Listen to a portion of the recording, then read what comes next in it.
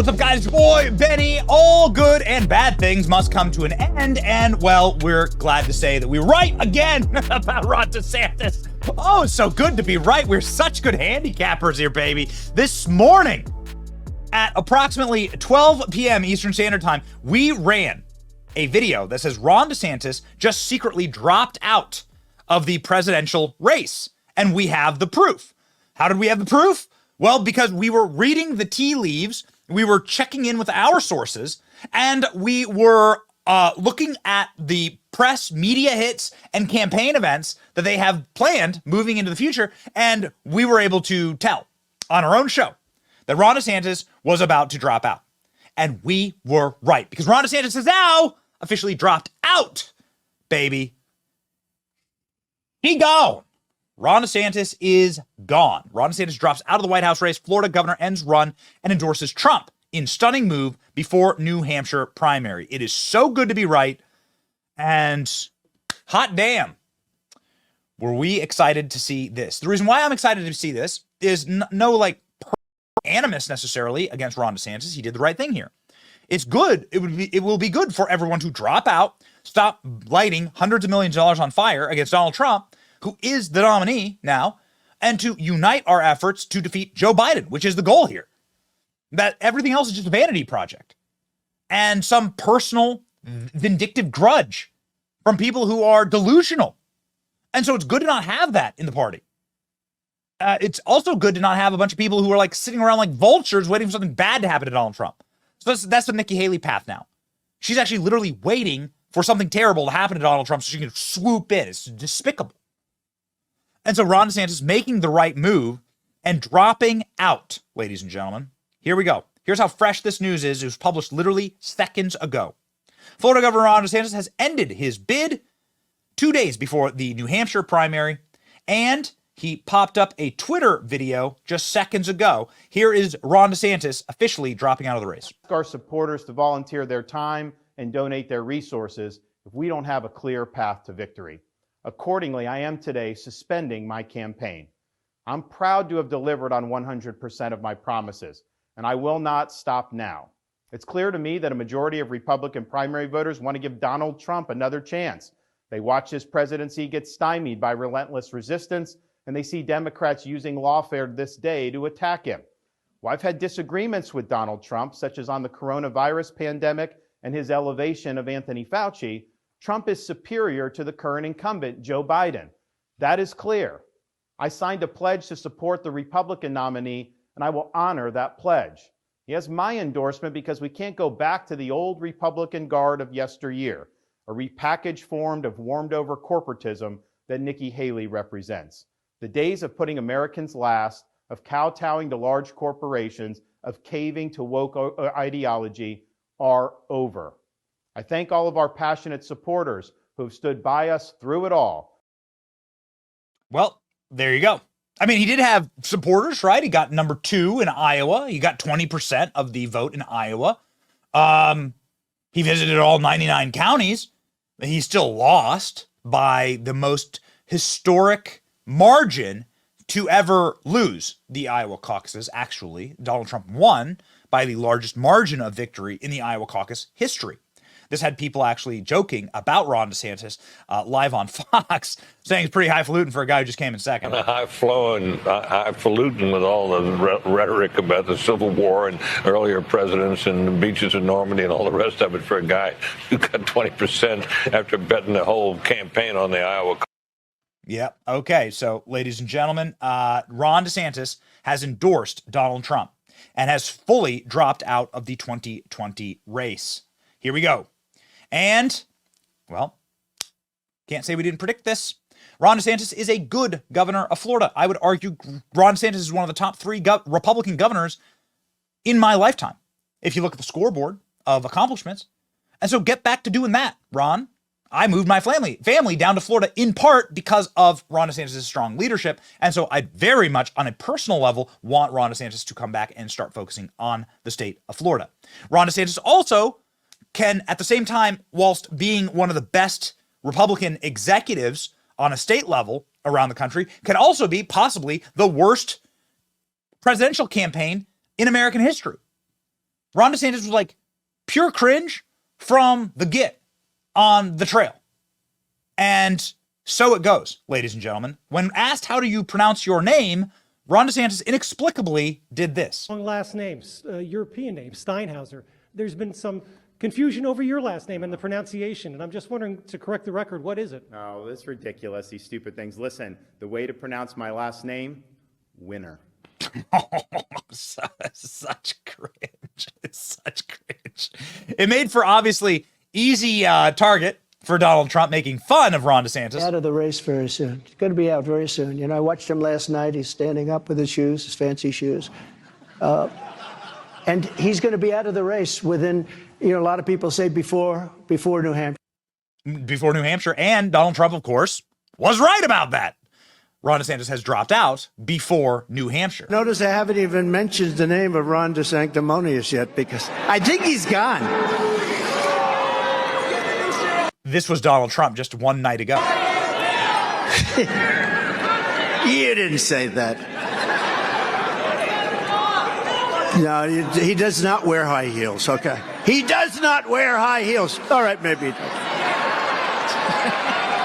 Guy screams out he's got a new pair of high heels. You can't do that. It's not polite. Don't do that. I'll have to admonish you. But they want to turn liberal voters. So this is exactly what the polling looks like right now. Donald Trump, if you can't see here, let's zoom in on the screen. These are some of the more respected polls in the country. Donald Trump is leading the Republican field by 50 points on average. 54 points on average. Insurmountable. Insurmountable. Not possible. Here you could see way back in actually 1 year ago to the day. 1 year ago to the day, Ron DeSantis was within 13 points of Donald Trump, right? Approximately, give or take, right? February 2023. And so that's as close as Ron DeSantis ever came to surpassing Donald Trump in the national polling. And that was about as good as it ever got for Ron DeSantis. And then it was just steady and corrosive downhill slide ever since then. Actually spurred on by Democrats and going after Donald Trump in court, trying to lock him up for 400 years and going after his family, raiding his home, locking up Trump supporters. I mean, those are the kind of things that galvanize. And Donald Trump is the political prisoner. People want to vote for the political prisoner, quite frankly. It's the don't walk on the grass phenomenon.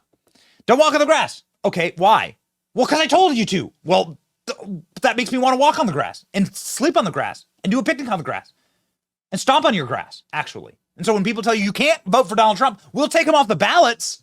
Well, this is what enrages Americans, freedom-minded people. And this is where you see, obviously, the degradation and the erosion of everyone else in the field and the absolute triumphant march upward for Donald Trump in these polls. Ron DeSantis, of course, doing himself no service by running just an absolutely awful campaign. Check out this just absolute evisceration of the staff for Ron DeSantis in these races. Ron DeSantis was, as I've said, the best Republican governor of my lifetime and the worst presidential candidate of my lifetime. You can be those two things at the same time. A total failure to launch. Why Ron DeSantis was doomed from the start. His managers, the managerial class, the political consultancy are scum, and they are horrible, rancid, wretched, aloof, dorks. And I can prove that. Check this out. So Ron DeSantis says we're going to win Iowa on December 2nd. And then inside of the Ron DeSantis Super PAC office, the guy who's in charge of the Super PAC was doing puzzles for hours a day. 1 week before the all-important Iowa caucuses, Scott Wagner, the recently installed head of the Super PAC, was doing something aides found puzzling. He was literally doing a puzzle. In the headquarters of the Never Back Down West Des Moines office, Wagner, according to some of his staff, spending a significant amount of time in the precious final few days constructing 1,000-piece jigsaw puzzles. A photo taken from January 9th, shared with NBC News, Never Back Down team member, and others in the room hunched over on their laptop while the guy who's in charge, apparently, is doing a freaking puzzle. Look at these slobs. The consultancy class. They're such parasites. They're so disrespectful to the donors, so disrespectful to Republican voters. Staffers are putting in their dedicated devotion to electing Ron DeSantis, and they come in, and the CEO and the chairman of the organization is working on puzzles for hours. Another Never Back Down staffer said that Wagner worked for hours in the week before Iowa.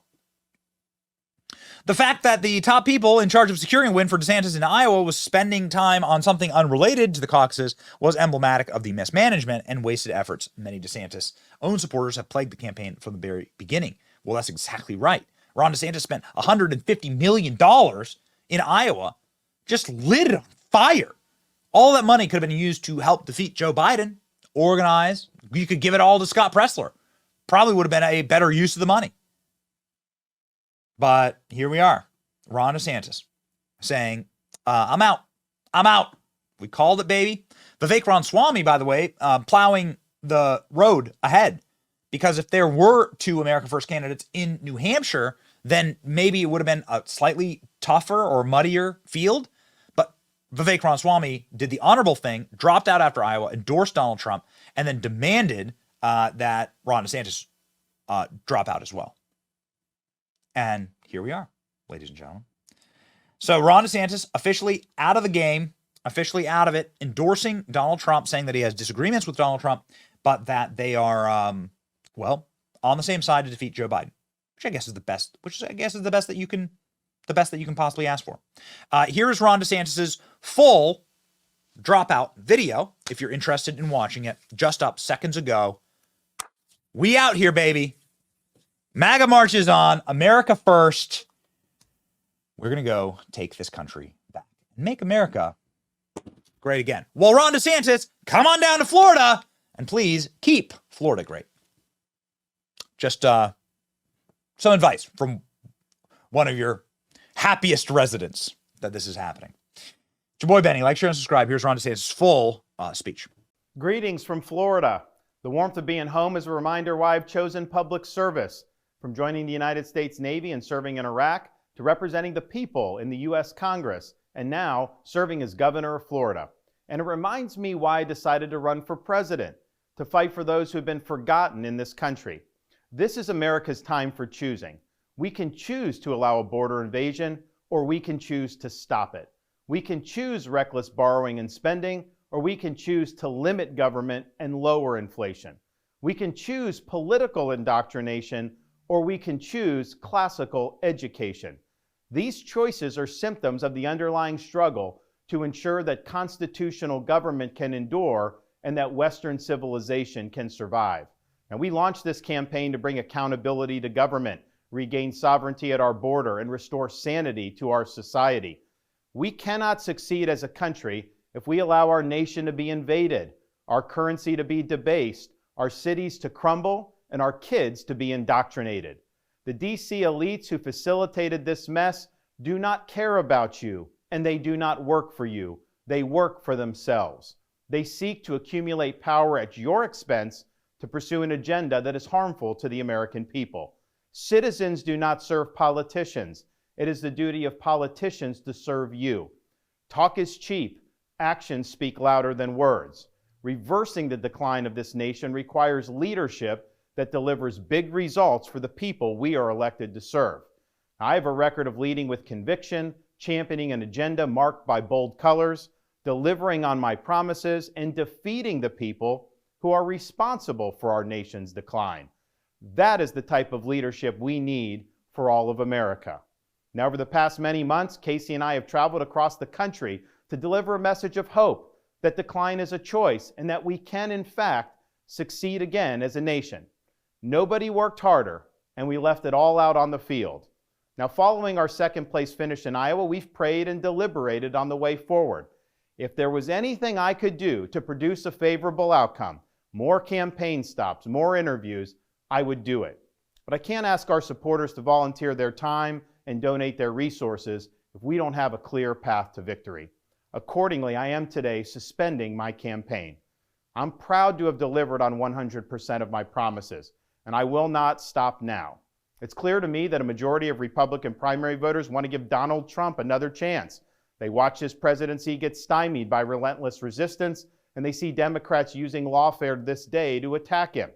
Well, I've had disagreements with Donald Trump, such as on the coronavirus pandemic and his elevation of Anthony Fauci.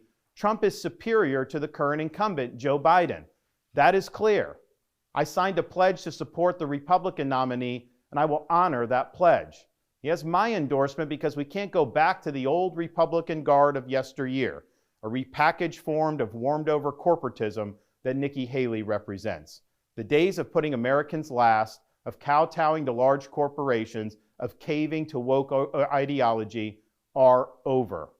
I thank all of our passionate supporters who have stood by us through it all. That we had people volunteer to come to Iowa in the middle of a blizzard to knock on doors and make phone calls touched us dearly. No candidate had more thrown at him, but no candidate had so many committed volunteers and staff. Finally, I want to thank my wife, Casey, and our kids, Madison, Mason, and Mamie. Casey's gone far above and beyond in her support for our campaign and for our cause. She's not only a great wife and mother, she's a great American who cares deeply about the future of the country that our kids will inherit.